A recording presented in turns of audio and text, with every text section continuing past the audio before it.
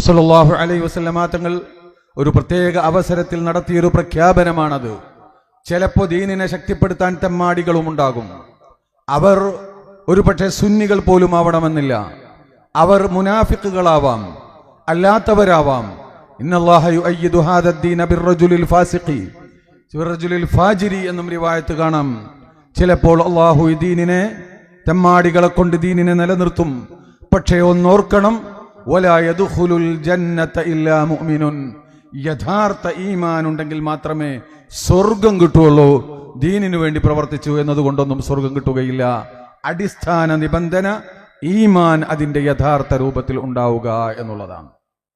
ആ ഈമാൻ അതിൻ്റെതായ യഥാർത്ഥ രൂപത്തിൽ ഉണ്ടാവാൻ ആവശ്യമായ വളരെ കൃത്യവും വ്യക്തവുമായ അടിസ്ഥാന തത്വങ്ങളെ പരിശുദ്ധമായ ദീൻ, പരിശുദ്ധമായ ഖുർആൻ പല ആയത്തുകളിൽ വ്യക്തമായും മറ്റു ചില ആയത്തുകളിൽ സൂചനയായും അള്ളാഹു പരിശുദ്ധ ഖുർആനിലൂടെയും നബി സല്ലല്ലാഹു അലൈഹി വസല്ലമ തങ്ങൾ അവരുടെ തിരുസുന്നത്തിലൂടെയും മഹാന്മാരായ സ്വഹാബത്തും കണ്ടകാലം കഴിഞ്ഞുപോയ മഹത്തുക്കളായ അയിമ്മത്ത് അവരുടെ ജീവിത ശൈലിയിലൂടെയും നമുക്ക് കൃത്യമായി കാണിച്ചു തന്നിട്ടുണ്ട്. ഞാൻ ഓതി വച്ച ആയത്ത് ഒരുപാട് ആയത്തുകളുണ്ട്. പല ആയത്തുകളും ബാഹ്യമായ അർത്ഥമാണെന്ന് തോന്നണമെന്നില്ല. പക്ഷെ ആന്തരികമായി ഈ അടിസ്ഥാനങ്ങൾ ഉൾക്കൊണ്ടുകൊണ്ടാണ് ഈ പറയുന്നത് എന്ന് ആഴത്തിലുള്ള പഠനങ്ങളിൽ നിന്ന് നമുക്ക് മനസ്സിലാക്കാൻ കഴിയും. നിങ്ങൾ നോക്കൂ, ഖുലിൽ ഹംദുലില്ലാ, സൂറത്തുൻ നംലിലെ 59-ാമത്തെ ആയത്തിൽ അതിൻ്റെ മുമ്പ് മഹാന്മാരായ അമ്പിയാക്കൾ, ഔലിയാക്കൾ, ഒരുപാട് അമ്പിയാക്കളുടെ ചരിത്രം വളരെ വിശദമായും ചുരുക്കിയുമൊക്കെ വിശദീകരിച്ചതിന് ശേഷം അല്ലാഹു സുബ്ഹാനഹു വ തആല റസൂലുള്ളാഹി കൽപ്പിക്കുന്നു, റസൂലുള്ളയിലൂടെ ഉമ്മത്തിനോടും കൽപ്പിക്കുന്നു, ഖുൽ, നബിയെ തങ്ങൾ പറയുക, അൽഹംദുലില്ലാഹ് എന്ന് പറയുക. അൽഹംദുലില്ലാഹ് എന്ന് പറയുന്നത് അത് തൗഹീദാണ്. അൽഹംദുലില്ലാഹ് എന്ന് പറയുന്നത് അത് സമർപ്പണമാണ്. അഫ്ളലുദ് ദുആഇ അൽഹംദുലില്ലാഹ് എന്നാണ് റസൂലുള്ളാഹി പറഞ്ഞത്. ഏറ്റവും പൂർണ്ണമായ സമർപ്പണം, ഏറ്റവും പൂർണ്ണമായ പ്രാർത്ഥന അത് അൽഹംദുലില്ലയാണ്. അതിന്റെ വിശദീകരണത്തിലേക്ക് പോകലല്ല എൻ്റെ ഉദ്ദേശം. ലാ ഇലാഹ ഇല്ലല്ലാഹയുടെ വിശദമായ രൂപമാണ് അൽഹംദുലില്ലാഹി റബ്ബിൽ ആലമീൻ എന്നത്. ഏതായാലും അള്ളാഹുവിടെ പറയുന്നത് അള്ളാഹുവിനെ വാഴ്ത്തണം, അള്ളാഹുവിന് സ്തുതി കീർത്തനങ്ങൾ അർപ്പിക്കണം. മുമ്പ് പറഞ്ഞ കാര്യങ്ങൾ അതൊക്കെ ഓർത്തുകൊണ്ട് ആ നിഅമത്തിന്റെ മേൽ അള്ളാഹുവിന് സ്തുതികൾ അർപ്പിച്ചുകൊണ്ടിരിക്കണം. എന്നാൽ അവിടെ നിർത്താൻ പറ്റുകയില്ല. വസലാമുൻ അലാ ഇബാദിഹില്ലദീന ഇസ്തഫാ. അള്ളാഹു ചില വിശുദ്ധാത്മാക്കളെ ഈ ലോകത്ത് ആദം നബി മുതൽ നിശ്ചയിച്ചിട്ടുണ്ട്. അവർ ഖിയാമത്ത് നാൾ വരെ നിലനിൽക്കുകയും ചെയ്യും. അവിധത്തിലുള്ള മുസ്തഫീങ്ങളായ ആളുകൾ, അള്ളാഹു തെരഞ്ഞെടുത്ത വിശുദ്ധാത്മാക്കളായ അള്ളാഹുവിന്റെ മുർസലീങ്ങൾ, അള്ളാഹുവിന്റെ അമ്പിയാക്കൾ, അള്ളാഹുവിന്റെ ഔലിയാക്കൾ, ഇവരുടെ മേൽ സലാം പറഞ്ഞുകൊണ്ടുമിരിക്കണം. അവരുമായുള്ള ബന്ധം സ്ഥാപിച്ചു കൊണ്ടിരിക്കണം. സലാം പറയുക എന്നതിന് ഒരുപാട് അർത്ഥമുണ്ട്. അതൊരു സലാമും മടക്കലുമല്ല, അതൊരു സിംബലാണ്. പരസ്പര ബന്ധത്തിന്റെ, പരസ്പര സ്നേഹത്തിന്റെ, പരസ്പരം ഖുർബിന്റെ, പരസ്പരമായ റബ്ത്തിന്റെ അടയാളമാണ്. നിങ്ങൾ സലാം വർദ്ധിപ്പിച്ചാൽ മഹബ്ബത്ത് വർദ്ധിക്കുമെന്ന് അള്ളാന്റെ റസൂല് തന്നെ പറഞ്ഞല്ലോ. അവരുമായുള്ള മഹബ്ബത്ത് വർദ്ധിപ്പിച്ചു കൊണ്ടിരിക്കണം. അതിനുള്ള പണി നിങ്ങൾ ചെയ്തുകൊണ്ടിരിക്കണം, അവരുടെ സ്മരണ നിലനിർത്തിക്കൊണ്ട്. ആരാണ് മുസ്തഫീങ്ങൾ? ഇന്നല്ലാഹ ഇസ്തഫാ ആദമ വനൂഹൻ വആല ഇബ്രാഹിമ വആല ഇമ്രാന അലൽ ആലമീൻ. അവരൊക്കെ മുസ്തഫീങ്ങളാണ്, മരണപ്പെട്ടു പോയവരാണ്. അവരോടൊക്കെ സലാം പറയണം, അവരുമായുള്ള ബന്ധം സ്ഥാപിച്ചു കൊണ്ടിരിക്കണം. അല്ലാഹു യസ്തഫീ മിനൽ മലായികത്തി റുസുലൻ വമിനൻ നാസ് ثم أورثنا الكتاب الذين اصطفينا من عبادنا.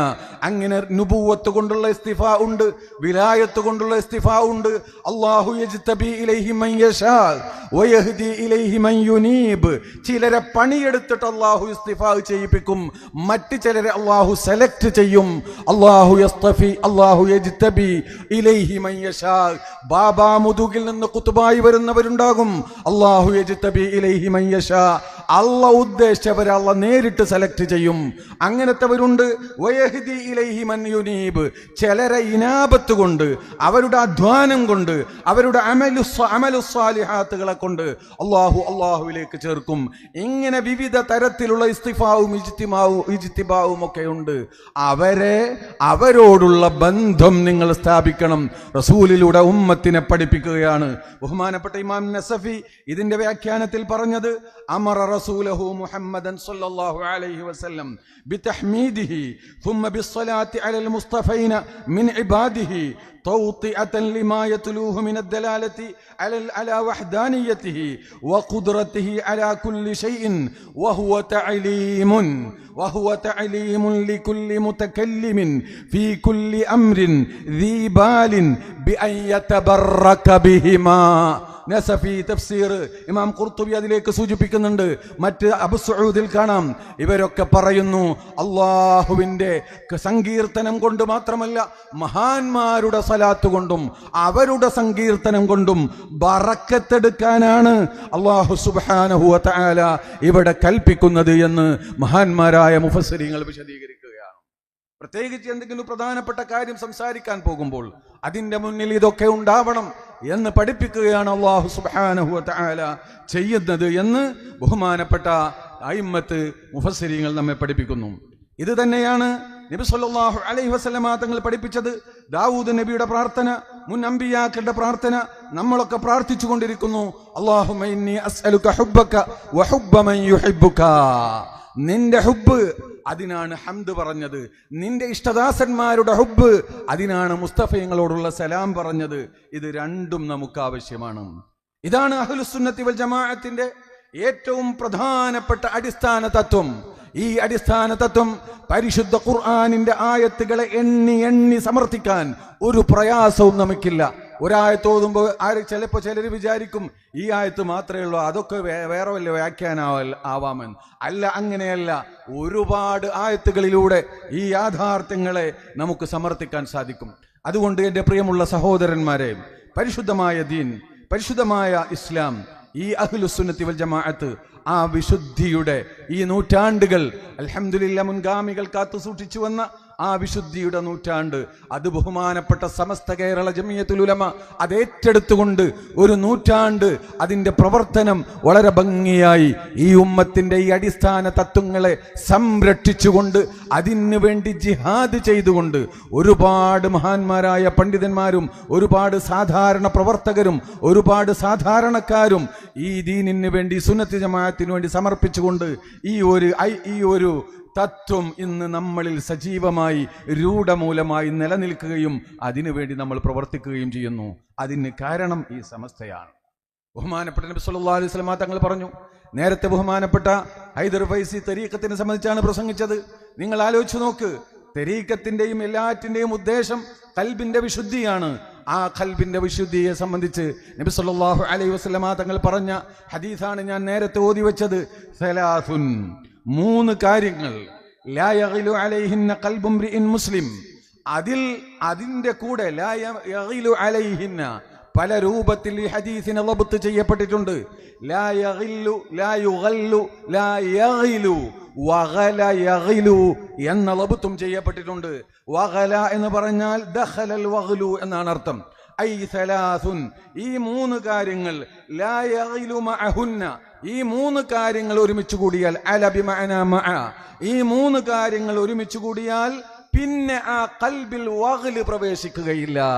ലാ യദ്ഖുലുൽ വഗ്ലു, പിന്നെ അഴുക്ക് പ്രവേശിക്കുകയില്ല ആ ഖൽബിൽ. ആ ഖൽബ് സലീമായി നിലനിൽക്കും, ആ ഖൽബ് വിശുദ്ധമായി നിലനിൽക്കും. ഖൽബിന്റെ വിശുദ്ധിയാണ് ആവശ്യമെങ്കിൽ ഈ 3 കാര്യങ്ങളാണ് നിങ്ങളിൽ ഒരുമിച്ച് കൂടേണ്ടത് എന്ന് നബി സല്ലല്ലാഹു അലൈഹി വസല്ലം തങ്ങൾ പറഞ്ഞു. ഒന്നാമത്തത് അൽ ഇഖ്ലാസു ലില്ലാഹ്.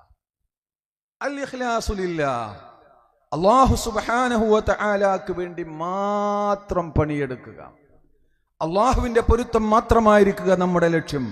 പരമമായ ലക്ഷ്യം അതായിരിക്കണം നമ്മുടേത്. നമുക്കറിയാമല്ലോ, ബഹുമാനപ്പെട്ട ഹബീബുൽ അജമി എന്ന് പറയുന്ന മഹാനായൊരു വലിയുണ്ടായിരുന്നു. ബഹുമാനപ്പെട്ട ഹസനുൽ ബസരി തങ്ങളുടെ നേരെ ശിഷ്യനാണ്. ഹസനുൽ ബസരിയുടെ ഒരു ഉപദേശം കേട്ട് അവിടുത്തെ വലിയ ധനാഢ്യനായിരുന്ന, വലിയ പണക്കാരനായിരുന്ന ഹബീബുൽ അജമി വലിയ ബിസിനസ്സുകാരനായിരുന്നു. എല്ലാം ത്യജിച്ച് ഹസനുൽ ബസരിയുടെ സദസ്സിലേക്ക് കടന്നു വന്നു. അവരുടെ മുരീദായി, അവരുടെ തിൽമീദായി ഒരുപാട് കാലം ജീവിച്ചു. പിന്നീട് വലിയ ഷെയ്ഖും കുത്തുബുമായി അദ്ദേഹം ജീവിച്ച് മരണപ്പെടാൻ പോവുകയാണ്.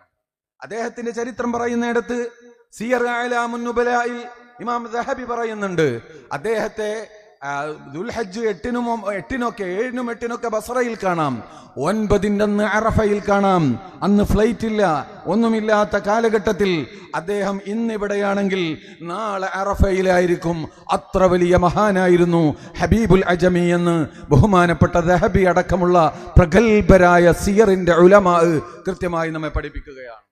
അത്രയും വലിയ ഇമാം ഹബീബുൽ അജമി തങ്ങൾ ബഹുമാനപ്പെട്ട ഖാദിരിയ തരീഖത്തിന്റെ സിൽസിലയിൽ കാണാം. 2 രൂപത്തിലാണ് അതിന്റെ സിൽസില പോകുന്നത്. ഒന്ന് ബഹുമാനപ്പെട്ട അലി റളിയല്ലാഹു തആല അൻഹു ഹുസൈൻ റളിയല്ലാഹുവിന്റെ വഴിക്ക് വരുന്നത്, മറ്റൊന്ന് അലി റളിയല്ലാഹു അൻഹുവിൽ നിന്ന് ഹസനുൽ ബസരിയിലൂടെ വരുന്നത്. ആ ഹസനുൽ ബസരിയിലൂടെ വരുന്ന തരീഖത്തിന്റെ സിൽസിലയുടെ അടുത്ത ആളാണ് ഹബീബുൽ അജമി എന്ന് പറയുന്ന മഹാൻ. ആ മഹാൻ പറയുകയാണ്, ആ മഹാന്റെ ശിഷ്യന്മാർ പറയുകയാണ്, 50 വർഷക്കാലം ഞങ്ങൾ ഷെയ്ഖിനെ അനുഭവിച്ച ആളുകളാണ്. അദ്ദേഹത്തിന് മരണമാസന്നമാകുന്നു. മരണമാസന്നമാകുന്ന സമയത്ത് അദ്ദേഹം വല്ലാത്ത വിഷമം പ്രകടിപ്പിക്കുകയാണ്. കരയുന്നു, പ്രയാസം അനുഭവിക്കുന്നു. അപ്പോൾ ഒരല്പം ആശ്വാസം കണ്ടപ്പോൾ ഞങ്ങൾ ചോദിച്ചു, എന്തിനാണ് നിങ്ങളിങ്ങനെ പ്രയാസപ്പെടുന്നത്? 50 വർഷമായി ഞങ്ങൾക്ക് അങ്ങയെ അറിയാം, അങ്ങ് ഒരു കറാഹത്ത് പോലും ചെയ്യുന്നത് ഞങ്ങളാരും കണ്ടിട്ടില്ലല്ലോ, പിന്നെ എന്തിന്റെ പേരിലാണ് ഇങ്ങനെ പ്രയാസപ്പെടുന്നതെന്ന് പറഞ്ഞപ്പോൾ മഹാനായ ഹബീബുൽ അജമി തങ്ങൾ പറഞ്ഞ മറുപടി, വല്ലാഹി ലാ അബ്കി അലാ ദംബിൻ അലിംതു അന്നി ഫഅൽതു, ഞാൻ ചെയ്തു എന്ന് എനിക്ക് ഓർമ്മയുള്ള ഒരു തെറ്റിന്റെ പേരിലല്ല, ആ തെറ്റിനെ സംബന്ധിച്ച് എന്നോട് ഹിസാബ് ചെയ്യുമോ എന്ന് ഭയപ്പെട്ടിട്ടല്ല ഞാൻ കരയുന്നത്. അങ്ങനെ ഒരു ഓർമ്മ എനിക്കില്ല. പിന്നെയോ ഞാൻ കരയുന്നത്, ഇദാ ഹുശിറന്നാസ്, ജനങ്ങളെ ഹശ്ർ ചെയ്യപ്പെട്ടാൽ, മഹ്ശറയിൽ ഒരുമിച്ച് കൂട്ടപ്പെട്ടാൽ, അങ്ങനെ അല്ലാഹു എന്നെ വിളിച്ചുകൊണ്ട് യാ ഹബീബ് ഹാതി തസ്ബീഹതൻ ലം യകുൻ ഫീഹാ ഹള്ളുൽ ലിശൈത്താൻ എന്ന് പറഞ്ഞാൽ എനിക്കത് കൊടുക്കാൻ കഴിയുമോ എന്നതാണ് ഞാൻ ഭയപ്പെടുന്നത്. ഹബീബേ, ഒരു തസ്ബീഹ് യാതൊരു നിന്റെ നഫ്സിന്റെ ഹള്ളുമില്ലാതെ, നിന്റെ ഒരു താല്പര്യവുമില്ലാതെ, പൈശാചികമായ ഒരു കലർപ്പുമില്ലാത്ത വിശുദ്ധമായ 100% പ്യൂറായ മുഖ്ലസായ ഒരു തസ്ബീഹ് നീ ചൊല്ലിയിട്ടുണ്ടോ എന്ന് ചോദിച്ചാൽ അത് കൊടുക്കാൻ എനിക്ക് കഴിയുമോ, അതാ ഇന്നതുണ്ട് എന്ന് പറയാൻ എനിക്ക് കഴിയുമോ എന്നതാണ് എന്നെ അലട്ടുന്ന വിഷയം. അഥവാ ഇഖ്ലാസ് അത് 100% ഉണ്ടാവുക എന്ന് പറയുന്നത് വല്ലാത്ത പ്രയാസമുള്ള കാര്യമാണ് അക്കാലത്ത് തന്നെ, ഇത്തരത്തിലുള്ള വലിയ വലിയ ആളുകൾക്ക് തന്നെ. അതുകൊണ്ട് ഇത് നമ്മുടെ വെറും ഒരു പ്രസംഗമല്ല, നമ്മുടെ പ്രസംഗങ്ങളും നമ്മുടെ സദസ്സുകളും ഇത്രയും കാര്യങ്ങളൊക്കെ സമയവും ഊർജ്ജമൊക്കെ ചെലവാക്കി പിരിയുമ്പോൾ നമുക്കൊരാത്മീയമായ ചൈതന്യം ഉണ്ടാവണം. നമ്മുടെ ജീവിതത്തിൽ പകർത്താൻ നമുക്കെന്തെങ്കിലും കിട്ടണം. നാം അത് നമ്മുടെ ജീവിതത്തിൽ പകർത്തുകയും വേണം. സാധാരണക്കാരാണ് നമ്മളൊക്കെ എപ്പോഴും ശൈത്താനിന്റെ ഹദഫായി നിൽക്കുന്നവരാണ്. അതുകൊണ്ട് പ്രത്യേകിച്ച് സംഘടനാ രംഗത്ത് പ്രവർത്തിക്കുന്നവരൊക്കെ ഒരു നിലക്കും തന്നെ പൈശാചിക ഹല്ലുകൾ, നമ്മുടെ നഫ്സിന്റെ ഹല്ലുകൾ, നമ്മുടെ ശാരീരികമായ നമ്മുടെ വികാരങ്ങൾ അത് കലർപ്പില്ലാതെ അള്ളാഹുവിന് വേണ്ടി പണിയെടുക്കാൻ, അള്ളാഹുവിന് വേണ്ടി ഇബാദത്ത് ചെയ്യാൻ, അള്ളാഹുവിന് വേണ്ടി സമൂഹത്തെ സേവിക്കാൻ നമുക്ക് കഴിയണം. അവിടെയാണ് നമ്മുടെ വിജയം. അപ്പൊ ഒന്നാമത്തത്, അതിനി തരീഖത്തിൽ പോയാലും തരീഖത്തിൽ പോയി എന്നത് കൊണ്ടൊന്നും കൽബ് ശുദ്ധിയാവൂല, അതിനും വേണം ഇഖ്ലാസ്. ബഹുമാനപ്പെട്ട ഇമാം റാസി തങ്ങൾ പറഞ്ഞ സാന്ദർഭികമായി ഓർക്കുകയാണ്. ഫാത്തിഹന്റെ വ്യാഖ്യാനത്തിൽ, ബിസ്മിയുടെ വ്യാഖ്യാനത്തിൽ പറയുന്നുണ്ടല്ലോ, ബഹുമാനപ്പെട്ട ഇമാം ഫഖറുദ്ദീൻ റാസി തങ്ങൾ പറയാണ്, അബൂ നജീബ് സുഹ്റവർദി തങ്ങളുടെ അടുത്ത് ഒരാൾ തരീഖത്ത് ചോദിച്ചു വന്നാൽ അദ്ദേഹത്തിന്റെ മുഖത്ത് നോക്കി അസ്മാഉൽ ഹുസ്ന അങ്ങനെ ചെല്ലും. ഈ അസ്മാഉൽ ഹുസ്ന അങ്ങനെ ചെല്ലുമ്പോൾ അതിൽ ഏത് ഇസ്മ ചെല്ലുമ്പോഴാണ് ഇദ്ദേഹത്തിന്റെ മുഖത്തിന് എന്തെങ്കിലും തഗയ്യുറുണ്ടാകുന്നത്, അത് അവർക്ക് മനസ്സിലാവും. ആ തഗയ്യുറുണ്ടാകുന്നത് എന്ന് നോക്കി അതിനനുസരിച്ച് ആ ചികിത്സ കൊടുക്കുക. അങ്ങനെ ഇത്ര ദിവസം ഇന്നത് ചെല്ലുക എന്ന് പറഞ്ഞേക്കും.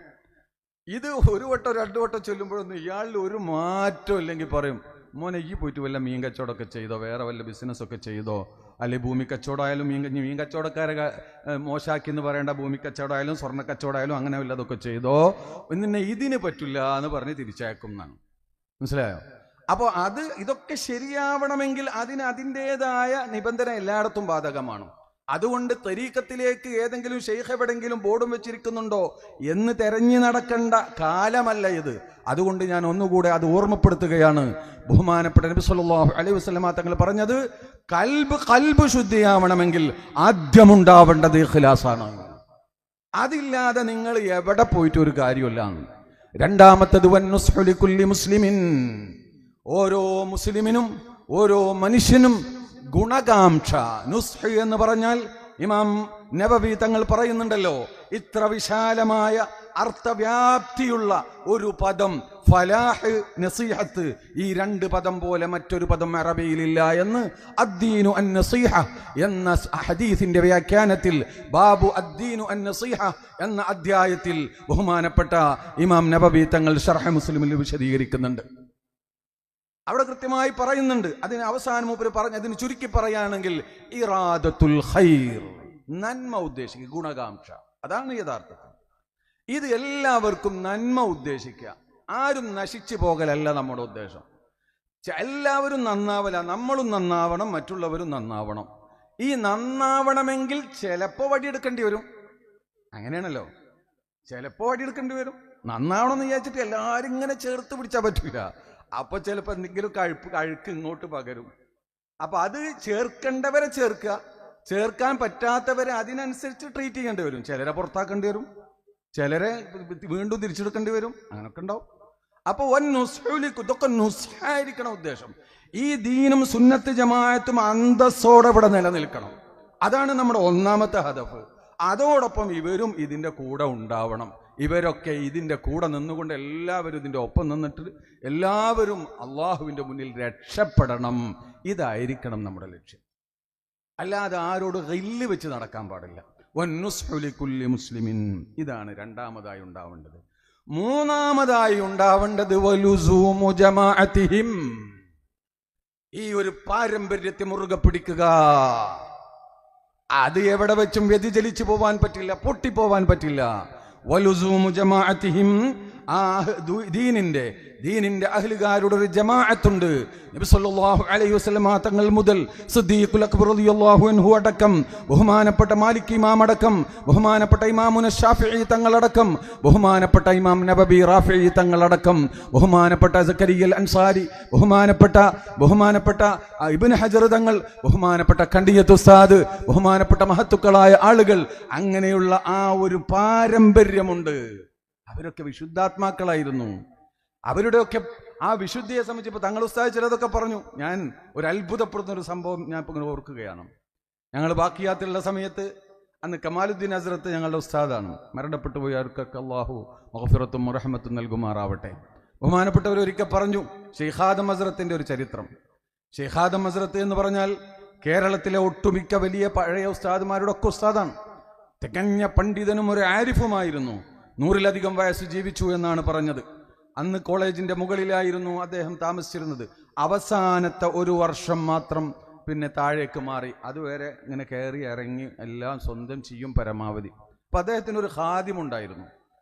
അപ്പോൾ അദ്ദേഹത്തിന് പിന്നെ ഒരു മൺകിണ്ടി ഉണ്ടായിരുന്നു. മൺകിണ്ടി പറഞ്ഞാൽ അറിയാലോ, മണ്ണിന്റെ ഒരു കിണ്ടി ഉണ്ടായിരുന്നു. അതാണ് മൂപ്പര് എല്ലാറ്റും ഒതുകൊടുക്കാനും അത് ഉപയോഗിക്കും, ബാത്റൂമിൽ പോകുമ്പോഴും അത് ഉപയോഗിക്കും. അങ്ങനെ എല്ലാറ്റിനും അതായിരുന്നു ഉപയോഗിച്ചിരുന്നത്. വളരെ പഴക്കം ചെന്ന് കറുത്തു പോയിട്ടുണ്ട്. അപ്പോൾ ഈ ഖാദിമ് ഇടയ്ക്ക് പറയും, പിന്നെ ഇതൊന്ന് മാറ്റി പുതിയതൊന്ന് മേടിച്ചൂടെ എന്ന് ചോദിക്കും. മൂപ്പർക്ക് ഇതിങ്ങനായിട്ട് കിടക്കുമ്പോൾ ഒരു വിഷമം തോന്നിയിട്ട് ഇത് നമുക്കൊന്ന് പുതിയത് വാങ്ങാനോ പറയാം. അപ്പോൾ അത് വേണ്ട, അതന്നെ മതി മൗലവിസ എന്ന് പറയും. മൗലവിസ എന്നാ പറയാം. അപ്പോൾ അതന്നെ മതി എന്ന് പറയാം. അപ്പോൾ ഒരു ദിവസം പിന്നെ ഇയാൾ ഇങ്ങനെ പറഞ്ഞപ്പോൾ അതിനാകെ 25 പൈസയാവുള്ളൂ, 4 അണല്ലേ ആവുള്ളൂ, ഞാൻ വാങ്ങിക്കോളാറും. അത് വാങ്ങണ്ട, അതന്നെ മതി എന്ന് പറഞ്ഞു. അവസാനം ഇയാൾ എന്ത് ചെയ്തു, ഇയാൾ ഒരു ദിവസം ഇതാണ്ട് പോയി പൊട്ടിച്ച് മൂപ്പരെ കയ്യിൽ നിന്ന് കാശെടുത്തിട്ട് വേറൊന്ന് വാങ്ങി വന്നു. അങ്ങനെ മൂപ്പരെടുത്ത് വന്നു, അത് പൊട്ടിപ്പോയി ഹസ്രത്തെ, അതുകൊണ്ട് ഞാൻ വേറൊന്ന് വാങ്ങിയിട്ടുണ്ട്, അത് ചെറിയ പൈസ ആയിട്ടുള്ളത് ഞാൻ എടുത്തിട്ടുണ്ട് എന്നാണ്. അതിൽ മൂപ്പരുടെ മുഖം അങ്ങോട്ട് വിവരണമായി. വല്ലാത്ത ദുഃഖഭാരം. എന്നിട്ട് അദ്ദേഹം പറഞ്ഞു, മൗലവിസ, ഒരു 25 പൈസ പോകുമെന്ന് കരുതിയിട്ടല്ല അത് തന്നെ മതി എന്ന് ഞാൻ പറഞ്ഞത്, മറിച്ച് ഇന്ന് വരെ എൻ്റെ ഔറത്ത് അത് മാത്രമേ കണ്ടിട്ടുണ്ടായിരുന്നുള്ളൂ.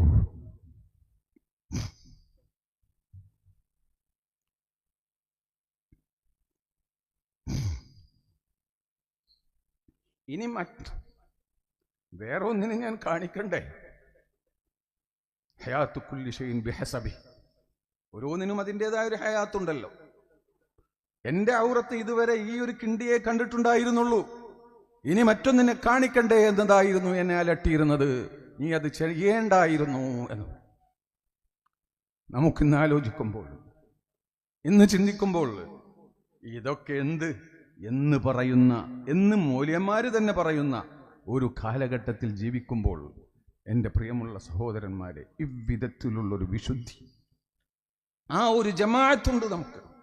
ഈ അടുത്തിടെ ഞാൻ കോഴിക്കോട് ഇരിക്കുന്ന സമയത്ത്, ഞാൻ ആളെ പേരൊന്നും ഇപ്പോൾ പറയുന്നില്ല, വളരെ കാലമായി സമസ്തക്ക് സേവനം ചെയ്യുന്ന ഒരു ഖാദിം എന്നോട് പറഞ്ഞൊരു സംഭവം.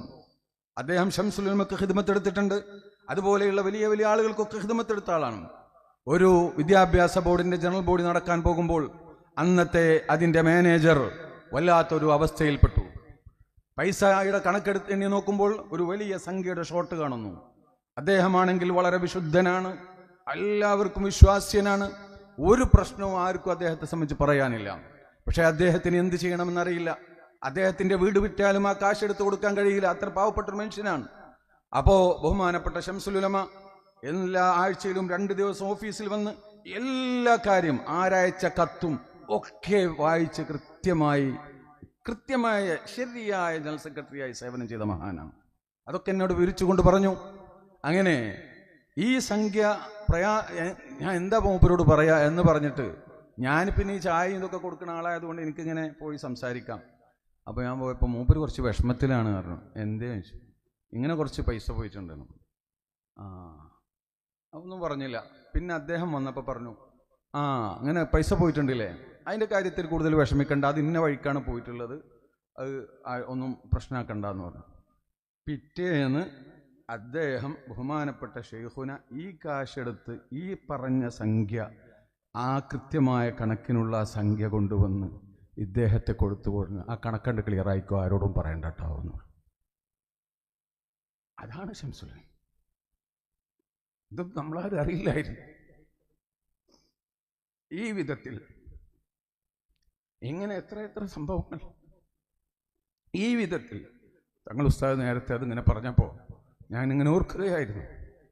നമ്മളൊക്കെ ഓതുന്ന കാലത്ത് ചെറുപ്പത്തിലൊക്കെ ഇങ്ങനെ പറയും, വലിയ മഹാനാണ്, എല്ലാവരും മൂപ്പരെ സംബന്ധിച്ച് മഹത്വം തന്നെ പറഞ്ഞു കേട്ടിട്ടുള്ളൂ. പക്ഷെ ചിലർ പറയും ദുന്യാവിനോട് കുറച്ച് എന്ന് പറയും. പക്ഷെ അവരുടെ യഥാർത്ഥ മുഖം നമ്മൾ അടുത്തറിയുമ്പോഴാണ് മനസ്സിലാക്കാൻ കഴിയുന്നത്.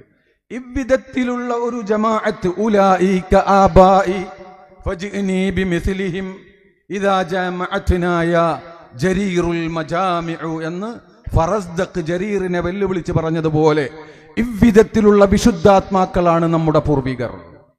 ആ ജമാഅത്തിനെ മുറുകെ പിടിക്കുക. എന്തിനാണത്? ഫഇന്ന ദഅവതഹും തുഹീതു മിൻ വറാഇഹിം, അവരൊക്കെ ഉമ്മത്തിന് വേണ്ടി, പ്രസ്ഥാനത്തിന് വേണ്ടി, ഇതിന് ഖിദ്മത്ത് ചെയ്യുന്നവർക്ക് വേണ്ടി, ഇതിന്റെ ഒപ്പം നിൽക്കുന്നവർക്ക് വേണ്ടി പ്രാർത്ഥിച്ചു പോയവരാണ്. ആ പ്രാർത്ഥന നിങ്ങളെ വലയം ചെയ്യുന്നുണ്ട്. അതൊരു വലിയ സിയാജും മനിആണ്, വളരെ ശക്തിമത്തായ ഒരു വൻമതിലാണത്. ആ മതിൽ പൊളിക്കാൻ ഒരു മനുഷ്യ പിശാചിനും സാധ്യമാവുകയില്ല, ഒരു ജിന്ന് പിശാചിനും സാധ്യമാവുകയില്ല. അത്രമേൽ വലിയ ശക്തിമത്തായ ഒരു സിയാജാണത്. അത് മൂന്നും കൂടി ഒരുമിച്ച് കൂടുമ്പോൾ പിന്നെ നിങ്ങൾ ഭയപ്പെടണ്ട. ലാ യഗ്ലു അലൈഹിന്ന, ഇത് മൂന്നും നിങ്ങളിൽ ഒരുമിച്ച് കൂടിയാൽ നിങ്ങളുടെ കൽബിലേക്കുള്ള പഴുതുകൾ, പിശാചിനുള്ള മുഴുവൻ പഴുതുകളും അടക്കപ്പെടും. അവൻ അങ്ങോട്ട് വകലുമായി വരാൻ കഴിയുകയില്ല. എൻ്റെ പ്രിയമുള്ള സഹോദരന്മാരെ, അതുകൊണ്ട് ഈ വിധത്തിലുള്ള ഒരു മഹത്തായ ഒരു സംരംഭം, ഇതിൽ രണ്ടാമത് പറഞ്ഞത് വന്നുസ്ഹു ലികുല്ലി മുസ്ലിമിൻ എന്നാണ്. നമ്മൾ ഓതി വെച്ച ആയത്തിൽ പറഞ്ഞത് ഇന്നല്ലാഹ ഇസ്തഫാ ആദമ വനൂഹൻ വസലാമുൻ അലാ ഇബാദിഹില്ലദീന ഇസ്തഫാ എന്നാണ്. ആ ഇസ്തിഫായിനെ സംബന്ധിച്ച് 2 വാക്ക് പറഞ്ഞുകൊണ്ട് ഞാൻ എൻ്റെ വാക്കുകൾ അവസാനിപ്പിക്കാം. എൻ്റെ പ്രിയമുള്ള സഹോദരന്മാരെ, ഇസ്തിഫാ എന്ന് പറഞ്ഞാൽ എന്താണ് ഈ ഇസ്തിഫാ? അല്ലാഹു യസ്തഫി മിനൽ മലായികതി റുസുലൻ വമിനൻ നാസ്. ബഹുമാനപ്പെട്ട മഹാന്മാരായ അയിമ്മത്ത് വല്ലാതെ വിശദീകരിച്ചൊരു സംഭവമാണിത്. അല്ലാഹു സുബ്ഹാനഹു വ തആല എന്ന് പറഞ്ഞാൽ അവൻ ഖാലിഖാൻ. ഖാലിഖും മഖ്ലൂഖും തമ്മിലുള്ള അന്തരം നമുക്കൊരിക്കലും ഊഹിക്കാൻ പോലും കഴിയില്ല. നിങ്ങൾ ആലോചിച്ച് നോക്ക്. ഇമാം മുസ്ലിം റിപ്പോർട്ട് ചെയ്യുന്ന നീണ്ടൊരു ഹദീസ്, അതിന്റെ അവസാനത്തിൽ പറയുന്നുണ്ട് ഹിജാബുഹുൻ നൂർ, അള്ളാഹുവിന്റെ ഹിജാബ് നൂറാണ്. ഈ ഹദീസിന്റെ വ്യാഖ്യാനത്തിൽ ബഹുമാനപ്പെട്ട ഹാഫിദ് ഇബ്നു ഹജർ അസ്ഖലാനി തങ്ങളും ബഹുമാനപ്പെട്ട ഇമാം നബിയൊക്കെ പറയുന്ന ഒരു വാക്കുണ്ട്, വന്നൂറു ലാഹിറുൻ വമുദ്ഹിറുൻ. നൂറ് ലാഹിറുമാണ് മുദ്ഹിറുമാണ്. നൂറിനെ നമുക്ക് കാണാൻ കഴിയും, നൂറ് കൊണ്ടാണ് മറ്റുള്ളതിനെ കാണുന്നത്. നൂറ് ഒരിക്കലും ഹിജാബല്ല ഭൗതിക ലോകത്ത്. നൂറ് ലാഹിറാണ്, ആർക്കും കാണാം നൂറുണ്ടെങ്കിൽ. ആ നൂറ് കൊണ്ട് മറ്റുള്ളതിനെ കാണാം. നൂറില്ലാതെയായാൽ നമുക്കൊന്നും കാണാൻ കഴിയില്ല. വന്നൂറു ലാഹിറുൻ വമുദ്ഹിറുൻ ഫീ ഹഖ്ഖിൽ ഖൽഖി വലാകിന്നഹു ഹിജാബുൻ ഫീ ഹഖ്ഖിൽ ഖാലിഖി. അത് അല്ലാഹുവിന്റെ ഹഖ്ഖിൽ അത് ഹിജാബാണ്. ഇത് ഊഹിക്കാൻ നമുക്ക് കഴിയുന്നുണ്ടോ? ഇതിനെ സംബന്ധിച്ച് മനസ്സിലാക്കാൻ നമുക്ക് കഴിയുന്നുണ്ടോ?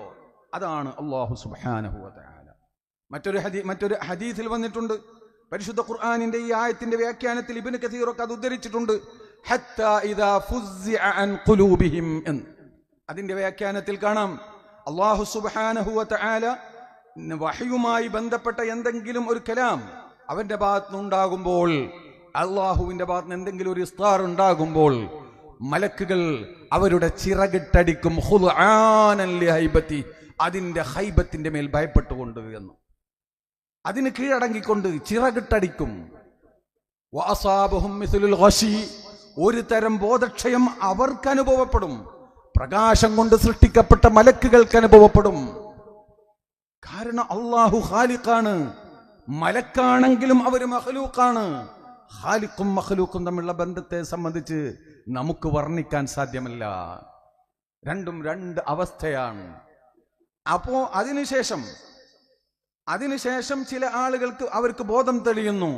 അപ്പോ ഖാലു മാദാ ഖാല റബ്ബുക്കും, അവർ ചോദിക്കും എന്താ റബ്ബ് പറഞ്ഞത് എന്ന്. അപ്പൊ അവിടെ പിടിച്ചു നിന്ന ആളുകൾ ഉണ്ടാകും. ഇത് ഈ അള്ളാഹുവിന്റെ വഹി ഉണ്ടാകുന്ന സമയത്ത് അത് കേൾക്കാൻ അവിടെ പ്രയാസമില്ലാതെ ഉറച്ചു നിന്ന് അത് അനുഭവിക്കാൻ കഴിയുന്ന മലക്കുകൾ ഉണ്ടാവും. അവരോട് ഇവർ ചോദിച്ച് പഠിക്കുകയാണ് ചെയ്യുന്നത്. അപ്പൊ എല്ലാവർക്കും മലക്കുകളാണെങ്കിൽ പോലും അള്ളാഹുമായുള്ള ആശയവിനിമയം സാധ്യമല്ല. അതിന് പറ്റുന്ന ആളുകളെ അല്ലാഹു യസ്തഫി മിനൽ മലായികതി റുസുലൻ വമിനൻ നാസ്. കണ്ടോ പരിശുദ്ധ ഖുർആൻ? ആ ഖാലിഖിൽ നിന്ന് സ്വീകരിക്കാൻ പറ്റുന്ന ആളുകളെ മലക്കുകളിൽ നിന്ന് അല്ലാഹു ഇസ്തിഫാ ചെയ്യുകയാണ്.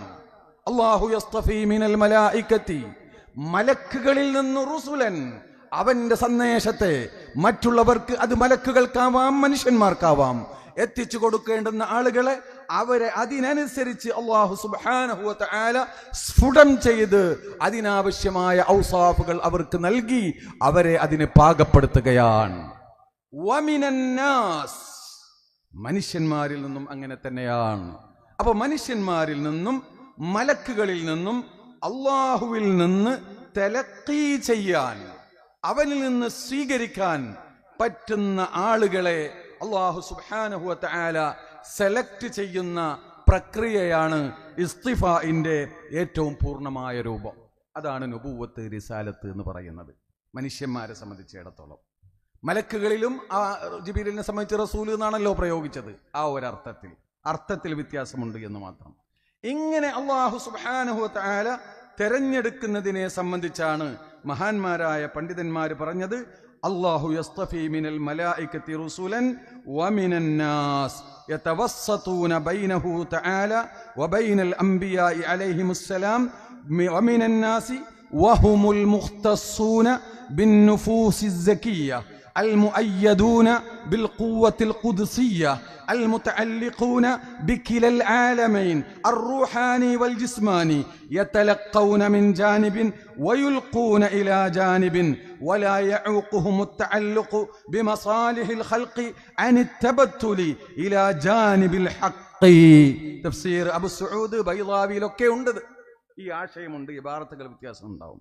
അംബിയായിനെ അവരിൽ ബശരീയത്തും ഈ ഏറ്റവും ഉയർന്ന മലക്കാനീയത്തും രണ്ടും സമ്മിശ്രമാക്കിയിട്ട് അള്ളാഹു തെരഞ്ഞെടുത്ത് കൊണ്ടുവരുന്നവരാണ് അള്ളാഹുവിന്റെ അംബിയാക്കൾ. വഹുമുൽ മുഖ്തസൂൻ, അവരൊരു പ്രത്യേകക്കാരാണ്. ബിൻ നുഫൂസി സക്കിയ്യ, ഏറ്റവും വിശുദ്ധമായ ശരീരത്തിന്റെ ഉടമകളാണ്. അൽ മുഅയ്യദൂന ബിൽ ഖുവ്വത്തിൽ ഖുദ്സിയ്യ, ഖുദ്സിയായ ഖുവ്വത്ത് കൊണ്ട് അവരെ തഅയ്യീദ് ചെയ്യപ്പെട്ടിട്ടുണ്ട്. അൽ മുതഅല്ലിഖൂന ബിഖിലൽ ആലമീൻ, രണ്ട് ലോകവുമായി ഒരേ സമയം ബന്ധപ്പെടാൻ കഴിയുന്നവരാണ്. ഒരേ സമയം ആലമുൽ അംറിൽ നിന്ന്, മലക്കുകളിൽ നിന്ന് സ്വീകരിക്കുന്നു, അതേ സമയം സമൂഹത്തിലേക്ക് അത് എത്തിച്ചു കൊടുക്കുന്നു. ഇത് രണ്ടിനും ഉള്ള കഴിവുള്ള ആളുകളാണ് ബഹുമാനപ്പെട്ട അള്ളാഹുവിന്റെ അമ്പിയാക്കൾ, അതിനുവേണ്ടി തിരഞ്ഞെടുക്കപ്പെടുന്ന ആളുകൾ. വളരെ വിശാലമായി പണ്ഡിതോചിതമായി മനസ്സിലാക്കാൻ കഴിയുന്ന അത്യാവശ്യ കുറെ ഇബാറത്തുകളൊക്കെ ഞാൻ കുറിച്ചു കൊണ്ടുവന്നിട്ടുണ്ടായിരുന്നു. പക്ഷെ സമയമില്ലാത്തത് കൊണ്ട് ഞാൻ അവസാനിപ്പിക്കുകയാണ്. ഇവിടെ ഞാൻ പറയുന്നത് ഇത് ഇത്രത്തോളം പറയുന്നത് എന്തിനാന്ന് ചോദിച്ചാൽ, നമ്മളുടെ ദൗത്യം അതെത്ര വിശുദ്ധമാണ്, എത്രമേൽ ഗൗരവമേറിയതാണ് എന്ന് ഓർമ്മപ്പെടുത്തുവാനാണ് എൻ്റെ പ്രിയമുള്ള പണ്ഡിത സുഹൃത്തുക്കളെ. നമ്മുടെ ഉത്തരവാദിത്വം വളരെ വലുതാണ്. ഈ റസൂലിനെ, ഈ അമ്പിയാക്കളെ, ഈ അമ്പിയാക്കളുടെ കൂട്ടത്തിലെ ഏറ്റവും മഹാനായ, അതിൻ്റെ എല്ലാ കമാലാത്തുകളും ഒരുമിച്ച് കൂടിയ അഷ്റഫുൽ ഖൽഖ് സല്ലല്ലാഹു അലൈഹി വസല്ലമ തങ്ങളെപ്പോലും സാധാരണ മനുഷ്യന്മാരായി ചിത്രീകരിക്കുന്നതാണ് ബിദ്അത്തിന്റെ അടിസ്ഥാനം അല്ലേ? ഇത് കേട്ടിട്ട് നമ്മളെങ്ങനെ മുണ്ടാതിരിക്കേ? ഇതൊക്കെ നമുക്ക് വേറെ ഒരു സമയം വരുമ്പോൾ പ്രശ്നം ഉണ്ടാവും. അവിടെ മോഡി ഭരിക്കുന്നുണ്ട്, അതുകൊണ്ട് ഇതൊന്നും പറയാൻ പാടില്ല. ഇതൊന്നും പറ്റില്ലല്ലോ. ഈ അടിസ്ഥാനങ്ങളെ തകർത്താൽ പിന്നെ ദീനെവിടെ? ബഹുമാനപ്പെട്ട സൂറത്തു നൂറിലെ ഒരായത്ത് കൂടി വിശദീകരിച്ചുകൊണ്ട് ഞാൻ അവസാനിപ്പിക്കുകയാണ്. ബഹുമാനപ്പെട്ട ആയിഷ ബീബി റളിയല്ലാഹു തആല അൻഹയെ സംബന്ധിച്ച് പെൻചെല്ല് പറഞ്ഞൊരു സംഭവം നിങ്ങളൊക്കെ അറിയാലോ. അതുമായി ബന്ധപ്പെട്ട് ഒരുപാട് സംഭവങ്ങൾ ഉണ്ടായി. അവസാനം ഖദ് ബർറഅഹല്ലാഹു തബാറക വതആല മിൻ ഫൗഖി സബ്ഇ സമാവാത്, അല്ലാഹു തആല ആയിഷ ബീബി റളിയല്ലാഹു തആല അൻഹയെ വിശുദ്ധയായി പ്രഖ്യാപിച്ചു. അവരിൽ ഒരു കുഴപ്പമില്ല എന്ന് പ്രഖ്യാപിച്ചു. മാത്രമല്ല, ആ ആയത്ത് നിങ്ങളൊന്ന് നോക്കൂ. ഇന്നല്ലദീന ജാഊ ബിൽ ഇഫ്കി ഉസ്ബത്തും മിൻകും ലാ തഹ്സബൂഹു ശർറൻ ലക്കും ബൽ ഹുവ ഖൈറുൻ ലക്കും ലികുല്ലി ഇംറിഇൻ മിൻഹും മക്തസബ മിനൽ ഇസ്ം വല്ലദീ തവല്ലാ കിബ്റഹു മിൻഹും ലഹു അദാബുൻ അളീം എന്നിങ്ങനെ പറഞ്ഞു തുടങ്ങുകയാണ് ആ പെൻചെല്ല് പറഞ്ഞ ആളുകൾ. എന്നിട്ട് അല്ലാഹു പറയുന്നത്, ലൗലാ ഇദ് സമിഅ്തുമൂഹു, അല്ല മുഅ്മിനീങ്ങളെ, നിങ്ങളിത് കേട്ടപ്പോ, ലന്നൽ മുഅ്മിനൂന വൽ മുഅ്മിനാതു ബിഅൻഫുസിഹിം ഖൈറാ, നിങ്ങൾ നല്ലത് വിചാരിക്കേണ്ടതായിരുന്നില്ലേ? അങ്ങനൊന്നും ഉണ്ടാവില്ല എന്ന് കരുതേണ്ടതല്ലേ നിങ്ങൾ എന്തുകൊണ്ട് ഇതിൽ സംശയിച്ചു? അല്ലാഹ് ചോദിക്കുകയാണ്. ലൗലാ ഇദ് സമിഅ്തുമൂഹു ലന്നൽ മുഅ്മിനൂന വൽ മുഅ്മിനാതു ബിഅൻഫുസിഹിം ഖൈറാ. ആയിഷ ബീവിൽ അത് ഉണ്ടാവില്ല, അത് വെറുതെ പറയാം, മുനാഫിക്കുകൾ കെട്ടിയുണ്ടാക്കുകയാണ് എന്ന് നിങ്ങൾ മനസ്സിലാക്കേണ്ടതല്ലേ? വഖാലു, അവര് പറയേണ്ടതുമായിരുന്നില്ലേ, ഹാദാ ഇഫ്കും മുബീൻ, ഇത് വല്ലാത്ത ഒരു എന്താ പറയാ, കെട്ടിപ്പറഞ്ഞതാണ് എന്ന് പറയേണ്ടതായിരുന്നില്ലേ? അതെന്താ അങ്ങനെ? ആയിഷ ബീബി മാസൂമത്താണോ? ആയിഷ ബീബിക്ക് ഇസ്മത്തുണ്ടെന്ന് ഏതെങ്കിലും ഒരു സുന്നത്തമായത്തിന്റെ കിതാബിലുണ്ടോ? അല്ലെ വേറെ എവിടെയെങ്കിലും ഉണ്ടോ? ആയിഷ ബീബി സാധാരണ മനുഷ്യൻ തന്നെയല്ലേ, അങ്ങനെ സംഭവിക്കാന്നൊക്കെ വിചാരിക്കാവുന്നത് തന്നെയല്ലേ? പക്ഷെ അള്ളാഹ് ചോദിക്കുന്നു, എന്തേ നിങ്ങൾ ഇങ്ങനെയായിരുന്നില്ലേ വിചാരിക്കേണ്ടത്? മാത്രമല്ല പിന്നെയും പറയുന്നു, വലൗലാ ഫളലുല്ലാഹി അലൈക്കും, അള്ളാഹുവിന്റെ ഫളൽ ഇല്ലായിരുന്നുവെങ്കിൽ, വറഹ്മതുഹു ഫിദ്ദുനിയ വൽ ആഖിറ ലമസ്സകും ഫീമാ അഫൽതും ഫീഹി അദാബുൻ അളീം, നിങ്ങൾക്ക് കഠിനമായ ശിക്ഷ വരുമായിരുന്നു എന്നിങ്ങനെ പറഞ്ഞിട്ട് പിന്നെയും പറയുന്നു, വലൗലാ ഇദ് സമിഅ്തുമൂഹു, എത്ര വട്ട ആവർത്തിക്കുന്നത്?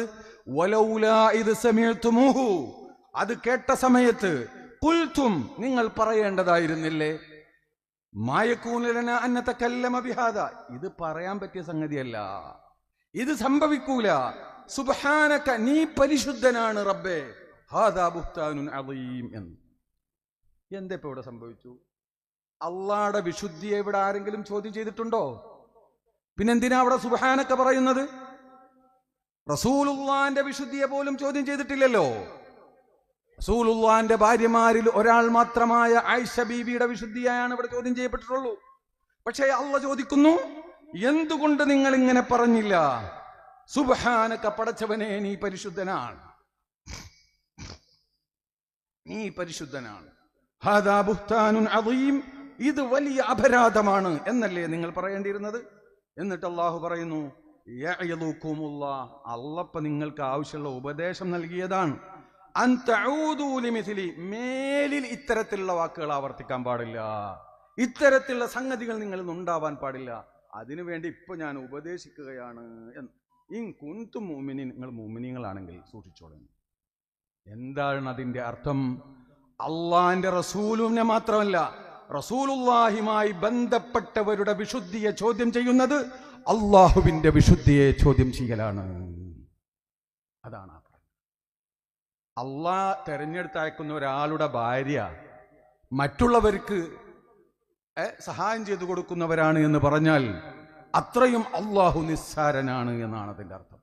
അള്ളാഹിന്റെ റസൂലിന്റെ വിശുദ്ധി എന്നല്ല, റസൂലിനോട് ഫിമായുലാമിസുഹും, അവരോട് ബന്ധപ്പെടുന്നവരുടെ വിശുദ്ധി പോലും കാത്തു സൂക്ഷിക്കേണ്ടതുണ്ട്. അവിടെ വീഴ്ച വന്നാൽ കഠിനമായ ശിക്ഷയാണ് അള്ളാഹു താക്കീത് ചെയ്യുന്നത്. ഇവിടെ ഇന്ന് സംഭവിക്കുന്നത് എന്താണ്? റസൂലുള്ള ദിവസവും തെറ്റ് ചെയ്യുന്നവരാണ് എന്ന് എഴുതി വിടുന്നു. റസൂലുള്ള സാധാരണ മനുഷ്യനാണ്. റസൂലുള്ളാഹിക്ക് 40 വയസ്സ് വരെ വേറെ ഒന്നും അറിയാത്ത അറബി പയ്യനാണ്. പിന്നെ 40 വയസ്സ് കഴിഞ്ഞപ്പോൾ ആകെ 500 പേജ് പഠിച്ചവനാണ്. ഇങ്ങനെ തുടങ്ങി ഒരു മുസ്ലിമിന്റെ നാവിൽ നിന്ന് ഉദിക്കാൻ പാടില്ലാത്ത, വരാൻ പാടില്ലാത്ത അപകടകരമായ വിഷയങ്ങൾ സമൂഹത്തിൽ ഇങ്ങനെ വളർന്നുകൊണ്ടിരിക്കുമ്പോൾ മിണ്ടാതിരിക്കാൻ ഒരു പണ്ഡിതന് അല്ലെങ്കിൽ ദീനിന്റെ ഒരു ഖാദിമിന് സാധ്യമല്ല. ഇവിടെ നിങ്ങൾക്കൊരു സംശയം ഉണ്ടാവും, ചില അമ്പിയാക്കളുടെ ഭാര്യമാര് മുശ്രിക്കാത്തായിട്ടില്ലേ? അതിൻ്റെയൊക്കെ മറുപടി തഫ്സീറിനെ സഫി അബു സുഊദ് ഒക്കെ നോക്കിയാൽ നിങ്ങൾക്കൊക്കെ മനസ്സിലാവും. ഞാൻ മത്തിന് മാത്രമേ പറയുള്ളൂ എന്ന് പറഞ്ഞല്ലോ, അവസാനിപ്പിക്കാൻ സമയമായി.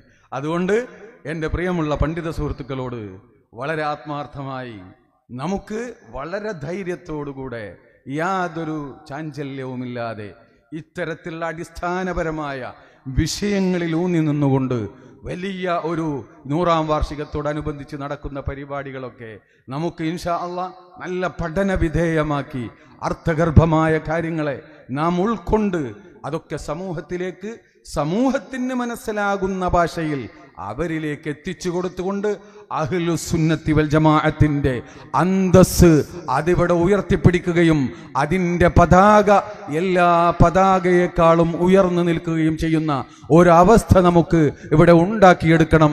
അല്ലാഹു സുബ്ഹാനഹു വ തആല തൗഫീഖ് ചെയ്യുമാറാവട്ടെ എന്ന് ദുആ ചെയ്യുന്നു. നിങ്ങളൊക്കെ ദുആ ചെയ്യണമെന്ന് നിങ്ങളോടൊക്കെ വസിയ്യത്ത് ചെയ്യുന്നു. അസ്സലാമു അലൈക്കും വറഹ്മത്തുള്ളാഹി.